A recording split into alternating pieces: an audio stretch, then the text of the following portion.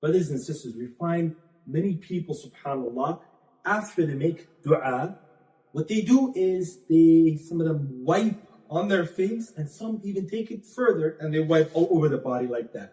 Wipe in the face after dua. There's no sahih hadith that the Prophet ﷺ would wipe his face after making dua. Now it's a very common practice among the Muslims that he goes to extreme.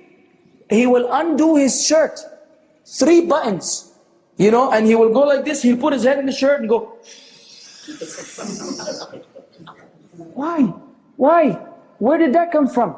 Yes, the Messenger of Allah, before going to sleep, he would recite, قُلْ هُوَ اللَّهُ أَحَدٌ قُلْ أَعُوذُ بِرَبِّ الْفَلَقِ قُلْ أَعُوذُ بِرَبِّ النَّاسِ. Then he would spit on his hand, not really saliva, but like this. Then he would actually wipe his face, head, and whatever he can of his body before he went to sleep, alayhi salatu wasalam, only, not while making dua. He didn't do this after salah. And he didn't teach us that every time you make dua, you should wipe your body with it, or you should blow in your body.